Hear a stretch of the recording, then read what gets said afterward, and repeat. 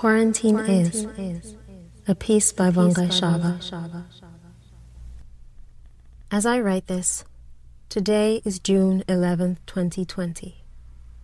It is also day 91. Day 91. In the same year that began a new decade filled with hope.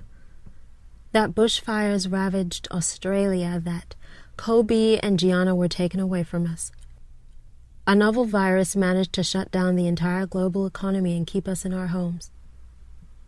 This season called quarantine has found me at the intersection of being a high-risk resident, an immigrant, an out-of-work artist from 2 industries currently shut down, and a black female during the re-emergence of a civil rights movement. No justice, no peace.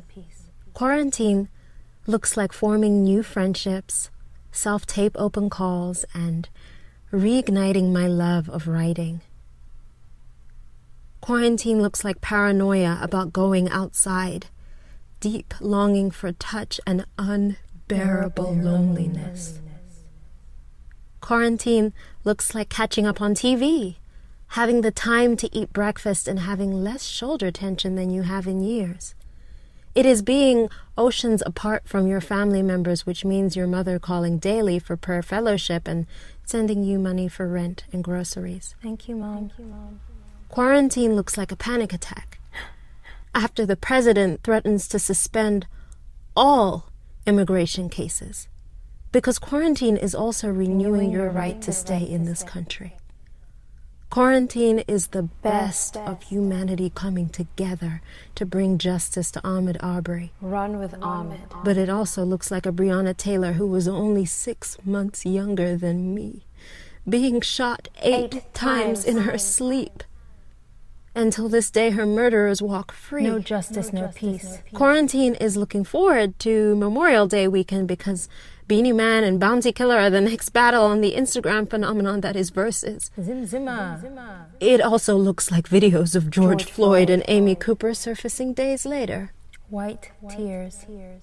For the past 2 weeks, quarantine looks like white people for the first time in their entire lives realizing some of the devastating truths black people have had to live with since birth. White guilt.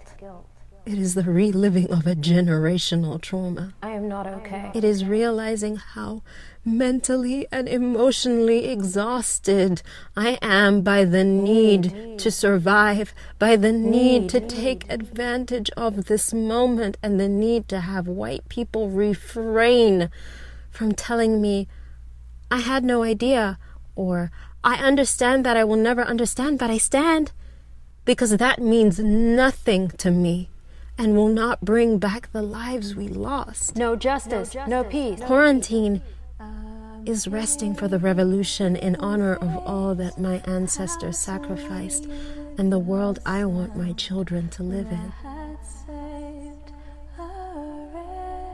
Quarantine is the reminder of all that is not serving us.